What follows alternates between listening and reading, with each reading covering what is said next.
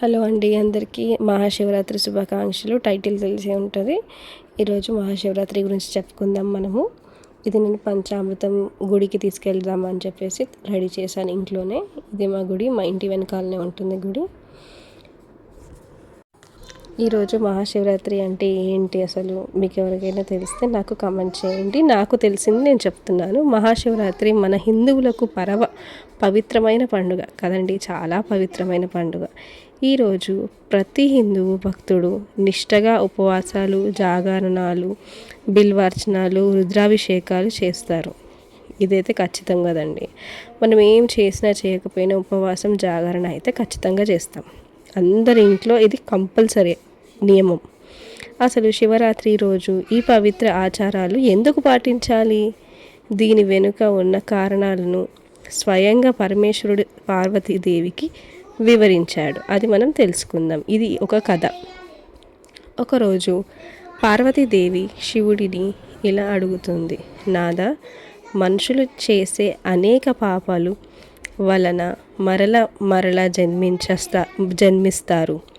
వారు గతంలో చేసిన పాపాలను ప్రక్షాళన చేసుకొని పుణ్య మార్గంలో జీవించి కైలాసానికి చేరే దారి ఏంటి అని అడిగింది.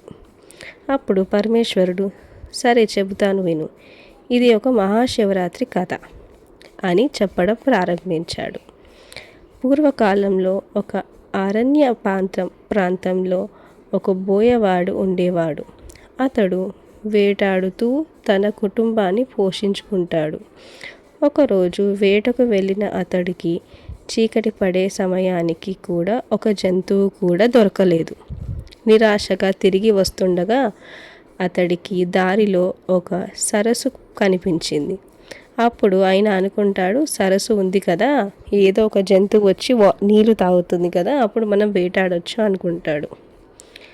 నిద్ర నుంచి అప్పుడు ఆయన పక్కనే ఉన్న ఒక చెట్టు ఎక్కి కూర్చున్నాడు. అప్పటికే రాత్రి కావడంతో బోయవాడికి నిద్ర వస్తుంది. నిద్ర నుంచి మేలుకొని ఉండటానికి అతడు చెట్టు మీద ఉన్న ఒక్కొక్క ఆకుని తెంపి కింద పడేయడం మొదలుపెట్టాడు. శివ శివ అనడం అతడికి అలవాటు. అలా శివ నామస్మరణ చేస్తూ ఆకులను కింద పడేస్తూ ఉన్నాడు. బోయవాడిలో మార్పు ఎలా వచ్చిందంటే, అర్ధరాత్రి 1 గంట సమయంలో ఒక ఆడజింక నీళ్లు తాగడానికి వచ్చింది. బోయవాడు బాణం ఎక్కువ పెట్టగా ఆ జింక తాను గర్భవతిని అని తనతో చెప్పడం జరుగుతుంది. దాని మాటలు విని బోయవాడు ఆశ్చర్యపోయి వదిలేశాడు. అలా తర్వాత వచ్చిన మరో ఆడ జింక, ఒక మగ జింక, చివరికి ఒక జింక దాన్ని పిల్ల కూడా తన దగ్గరికి వచ్చి సరస్సులు నీళ్లు తాగుదామని వస్తుంది. అప్పుడు బోయవాడు ఆశ్చర్యంగా ఆ జింకలను కోసం వేచి ఉన్నాడు. అంటే ఆ జింకలన్నీ చెప్తాయన్నమాట, నేను గర్భవతిని కదా, నేను మళ్ళీ వస్తాను మీ దగ్గరికి అని చెప్పి వెళ్తుంది. అదే ఇంకొక లేడీ కూడా అలాగే, నేను ఇప్పుడే వస్తాను, మా ఆయనతో చెప్పేసి వస్తాను అని చెప్పి వెళ్తుంది. ఇంకో మగ జింక ఏం చేస్తుందంటే, ఇప్పటి వరకు 2 ఆడజింకలు వచ్చాయి కదా, వాటిద్దరికి నేను చెప్పేసి వస్తానని చెప్తాయి. అలా చిన్న జింక, పాప జింక, చిన్న లేడీ జింక కూడా నేను మా ఇంట్లో చెప్పేసి వస్తాను అని చెప్పేసి వెళ్తుంది అన్నమాట. అవన్నీ మళ్ళీ వస్తాయి. ఇచ్చిన మాట తప్పొద్దని చెప్పేసి అన్నీ వచ్చి ఇప్పుడు నన్ను చంపు అంటే నన్ను చంపు అంటే నన్ను చెప్పు అనుకుంటాయి. జింకల సత్ప్రవర్తన బోయవాడికి గొప్ప మార్పుని తీసుకొచ్చింది. అతడు వేటను విడిచిపెట్టి సంసార మార్గం అనుసరించాలని ఒక విజ్ఞప్తి పెట్టుకున్నాడు. అదే సమయంలో దేవదూతలు అక్కడికి వచ్చి బోయవాడికి కైలాసానికి ఆహ్వానించారు. తను శివుణ్ణి పూజించడం తనకు తెలియదని చెప్పగా దేవదూతలు ఇలా వివరించారు, ఈరోజు మహాశివరాత్రి, నీకు తెలియకుండానే పొద్దుటి నుంచి ఉపవాసం చేశావు, రాత్రంతా జాగరణ చేశావు, శివ నామస్మరణ చేశావు. నీవు చెట్టు ఎక్కుతుండగా నీ మొలకు కట్టుకొని నీళ్లు తాగే కింద ఉన్న శివలింగంపై పడ్డాయి. నీవు తెంపిన ఆకులు బిల్వాకులై శివుడికి బిల్వార్చనగా మారాయి. ఈ శివరాత్రి కావడం నీకు శివుడి అనుగ్రహం లభించింది. ఈ కథను చెప్పి శివరాత్రి రోజు ఉపవాసం, జాగరణ, బిల్వార్చన, నామస్మరణ, రుద్రాభిషేకం చేసేవారు పాపాలు ప్రక్షాళనమై మోక్షాన్ని పొందుతారని పార్వతికి శివుడు వివరించాడు. అసలు శివరాత్రి ఎందుకు జరుపుకుంటారో మీకు తెలుసా?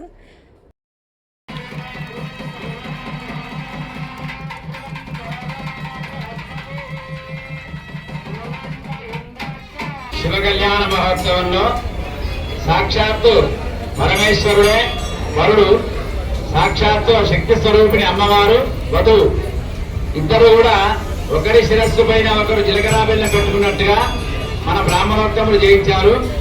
మరి మనం చూస్తూ ఉంటాం, ప్రతి కళ్యాణంలో కూడా జీలకర్ర బెల్లం పెట్టుకుంటారు. ఆ సుముహూర్తంలో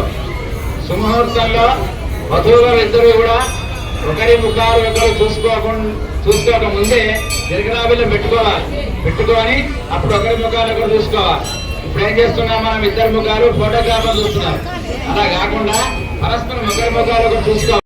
వస్తువులు లేవా అంటే మనకు మొదటి నుంచి కూడా భారతదేశంలో సనాతన సంప్రదాయంలో ఆయుర్వేద శాస్త్రం ప్రమాణం.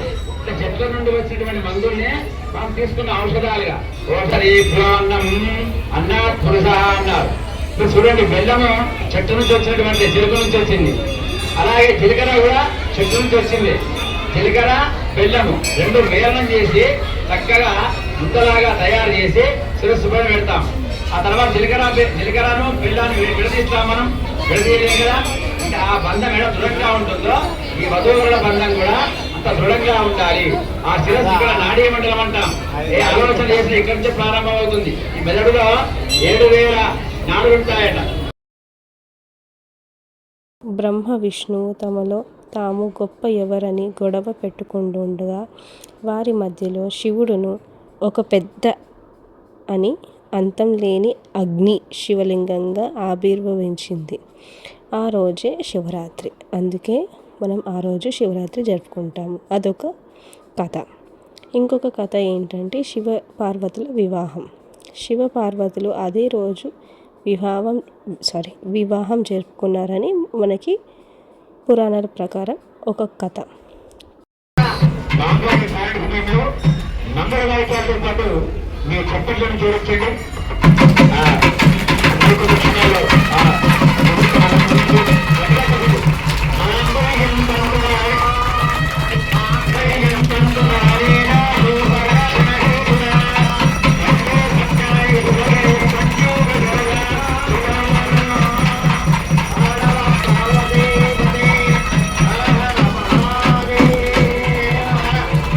తాండవ నృత్యం. శివుడు ఆనందంగా తాండవం చేసే రోజు శివరాత్రి. ఇంకొక కథ ఏంటంటే కాలకూట విషం స్వీకరించారు అని ఒక కథ. క్షీరసాగర మథనం సమయంలో కాలకూట విషం పుట్టినట్టు మనకి తెలుసు. ప్రపంచాన్ని కాపాడడానికి శివుడు ఆ విషాన్ని తాగి కంఠంలో దాచుకొని నీలకంఠుడు అని పేరు పొందిన రాత్రి శివరాత్రి.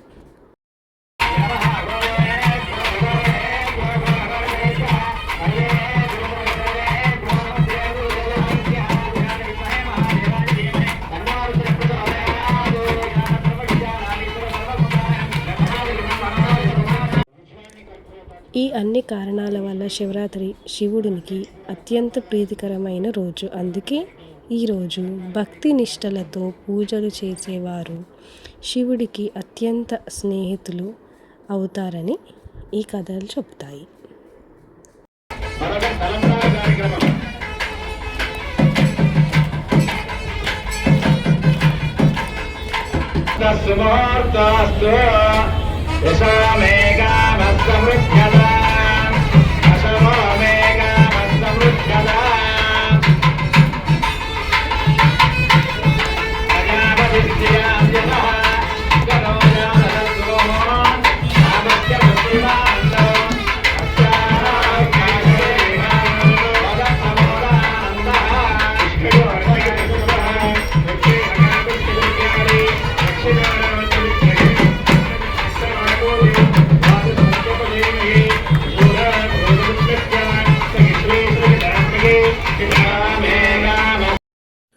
కళ్యాణం మా శివాలయంలో అయ్యిందండి. ఈ కళ్యాణం వెళ్ళినందుకు నాకు చాలా తృప్తిగా ఉండే. అసలు వచ్చిన తర్వాత అసలు నేను కరెక్ట్ టైంకే వెళ్ళినట్టు అనిపించింది. అప్పుడే జీలకర్ర బెల్లం పెడుతున్నారు, ఇంకా పెట్టలేదు, చేతిలో పట్టుకున్నారనమాట. నేను వెళ్ళే టైంకి అమ్మయ్య నా కోసమే ఆగినట్టు అనిపించింది. నేను వెళ్ళేసరికి కరెక్ట్ టైంకి వెళ్ళాను అనిపించింది. ఇప్పుడు అమ్మవారికి వడిబియ్యం పోస్తున్నారు, అందరికి ఇలా చూపించి పోస్తున్నారు. చూడండి, సేమ్ మనం పెళ్ళిలో మనం ఎలా పోసుకుంటామో అమ్మవారికి కూడా సేమ్ అలాగే చేశారు. నాకు అనిపించింది మనం కూడా ఇలాగే చేసుకున్నాం కదా, ఇది అమ్మవారికి కూడా సేమ్ అలాగే చేస్తున్నారు అనిపించింది నాకు. లాస్ట్కి మంగళారతి పాడేసి ఆరతి ఇచ్చేశారు. ఆరతి ఇచ్చిన తర్వాత అందరినీ లేచి నిల్చోమని చెప్పేసి మొక్కమని చెప్పారు. అసలు ఇవన్నీ చూస్తుంటే నాకైతే గూస్ బంప్స్ వచ్చేసాయండి. అసలు ఇంతమంది డివోషనల్గా ఉండడం, ఒక్క దగ్గర కలవడం, అది కూడా ఏ కులం ఏ మతం లేకుండా అందరూ ఒకే దగ్గర ఉండడం, కూర్చోవడం, అందరినీ ఒక్క దగ్గర చేర్చిన ఆ శివయ్యకి చాలా శతకోటి వందనాలు. అసలు ఎంత ఎంత అంటే అసలు ఒక్కొక్కరు లీనమైపోయారండి కళ్యాణంలో. అసలు చాలా బాగా అనిపించింది నాకు కళ్యాణము. మీ ఇంటి దగ్గర కూడా ఇలాగే అయ్యిందా? ఇలాగే జరుపుకుంటే ఒక కామెంట్ చేయండి, లైక్ చేయండి, షేర్ చేయండి and subscribe to my channel. మీకు కూడా శివయ్య ఆశీస్సులు ఉండాలని మనస్ఫూర్తిగా కోరుకుంటున్నాను. ఇంకేమైనా వీడియోస్ మీకు కావాలనుకుంటే కింద కామెంట్ చేయండి. Thank you.